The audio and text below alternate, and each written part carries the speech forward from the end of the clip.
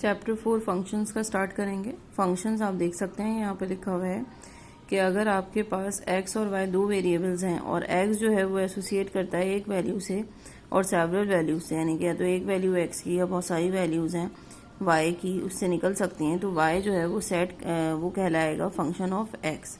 ठीक है, the set of values of x is called the domain of the function.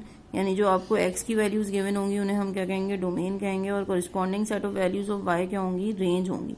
यानी कि after putting the values of x जो चीज़ हम find करेंगे, जो y की वैल्यूज आएंगी, उन्हें हम क्या कहेंगे, रेंज ऑफ फंक्शन कहेंगे।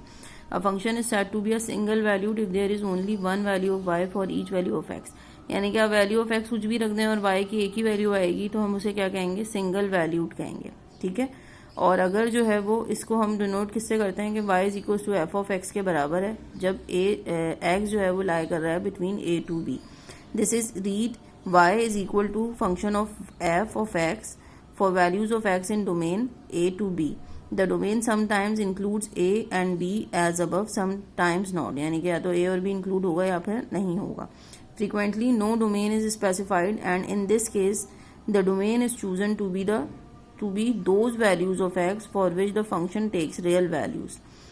ठीक है, हम ऐसी केस लेते हैं डोमेन के जो कि क्या होंगे, those values of x होंगे जो फंक्शन की रियल वैल्यूज आएंगी। ठीक है, the range is determined once the domain is given. जैसे ही आपके पास डोमेन होगी, जाहिर सी बात है x की वैल्यूज गिवन होंगी, जब भी आप क्या निकाल सकते हैं, y की वैल्यूज निकाल सकते हैं। y की वैल्यूज निकाल के उसको हम क्या कहते हैं, रेंज कहते हैं। तो रेंज जो है वो डिटरमाइन किससे की जा सकती है, जब डोमेन आपको दी हुई हो। इसकी एग्जाम्पल्स हैं आपके पास यहाँ पे फंक्शंस लिखे हुए हैं, डोमेन लिखे हुए हैं और रेंज लिखे हुए हैं।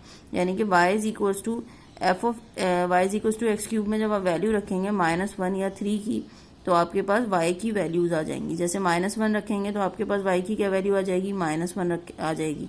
और जब 3 रखेंगे तो 3 का क्यूब क्या आना चाहिए, 27 आना चाहिए। यहाँ 9 लिखा हुआ है, हालांकि यहाँ 27 आएगा। तो इस तरीके से ये रेंजेस हो गई y की वैल्यूज, और x की वैल्यूज क्या हो गई, डोमेन हो गई, और फंक्शन क्या होगा, y is equal to F of x. ठीक है, similarly y is equal to x cube all x, यानी कि जो भी x रखेंगे, 1 रखें, 3 रखें या 5 रखें, -3 रखें, तो y की वैल्यूज आती जाएंगी। तो इसकी भी रेंज क्या बन गई, ऑल y बन गई। y is equal to x square all x। ठीक है, यानी कि x रख दें, जो भी x रखेंगे तो जाहिर सी बात है कुछ ना कुछ वैल्यू किसकी आती जाएगी, y की आ जाएगी। यहाँ पर लिखा हुआ है 0 इज लेस देन और इक्वल टू y। ठीक है, यानी कि या तो y जो है वो 0 के बराबर होगा, ठीक है, या फिर 0 से बड़ा होगा, चाहे हम x की कोई भी वैल्यू रख दें। इसका मतलब क्यों, इसमें आपने 0 क्यों लिखा या पॉजिटिव नंबर्स को हमने क्यों लिखा, क्योंकि जब हम x की कोई भी वैल्यू रख देंगे, -1, -2, -3 रखेंगे, तो भी y क्या आएगा, पॉजिटिव आएगा। इसका मतलब ये है कि y हमेशा क्या होगा, पॉजिटिव होगा और 0 से बड़ा होगा। अगर आप x 0 रखेंगे तो यहाँ पे 0, y इज इक्वल टू 0 आ जाएगा, इसलिए 0 इंक्लूड हो जाएगा। लेकिन -1 रखेंगे तो क्या आ जाएगा, -1 का स्क्वायर करेंगे तो 1 आएगा, -1 नहीं आएगा। इसलिए यहाँ पे ऑल x या ऑल y नहीं आएगा, या नेगेटिव नंबर्स नहीं आएंगे स्क्वायर की वजह से। Similarly log 10x 0 is less then x। ठीक है, x इज ग्रेटर देन 0।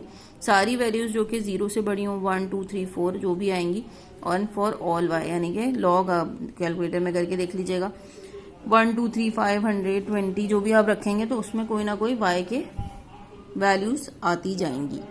ठीक है, कोई भी वैल्यूज आ सकती हैं, पॉजिटिव, नेगेटिव, कुछ भी। y is equal to 1 plus x की पावर हाफ। ठीक है, तो -1 इज, ठीक है, इसी तरीके से 1 प्लस एक्स की पावर हाफ है। जब इसमें -1 से x की डोमेन आपको दी हुई है तो -1 आप इसमें पुट करके देख लीजिए क्या आ रहा है। ठीक है, तो इसमें भी 0 से less than and equal to y आ रहा है हाफ की वजह से। ठीक है, क्योंकि अंडर रूट की पावर आ रही है। ठीक है, इसी तरीके से ये वाला जो 1 माइनस एक्स की पावर हाफ है, इसका हम लेंगे तो x is less than and equal to 1। Domain हमेशा आपको गिवन होगी, रेंज जो है वो आप उससे यूज करके निकाल सकते हैं। ठीक है, अब आगे बढ़ते हैं इस चैप्टर में। इस चैप्टर में आपके पास कुछ कॉन्सेप्ट दिए हुए हैं, जैसे इम्प्लिसिट फंक्शन का कॉन्सेप्ट है, implicit function and explicit function. तो इसमें आप देखें, in most cases encountered here the relationship is single valued, y is said to be an explicit function of x। यानी कि जब सिंगल वैल्यूड होंगी y की तो हम उसे क्या कहेंगे, एक्सप्लिसिट फंक्शन कहेंगे।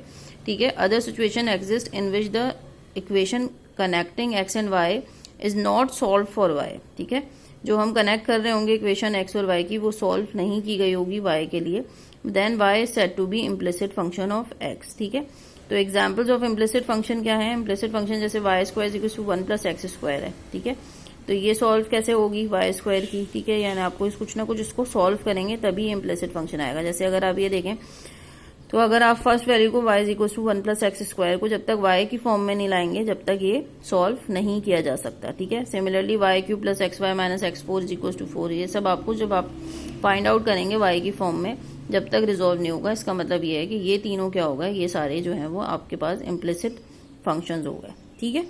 इसके बाद आप देख लीजिए यहाँ पर आपको domain of both function is values of X, तो but the range y1 is equal to 1 is less than y1 and y2 is less than -1, यानी एक दफा आप पॉजिटिव के लिए निकालेंगे और एक दफा नेगेटिव के लिए निकालेंगे, ठीक है, क्योंकि y स्क्वायर की वजह से वो क्या हो गया, वो आपके पास जो है वो दो में डिवाइड हो गया, पॉजिटिव और नेगेटिव में।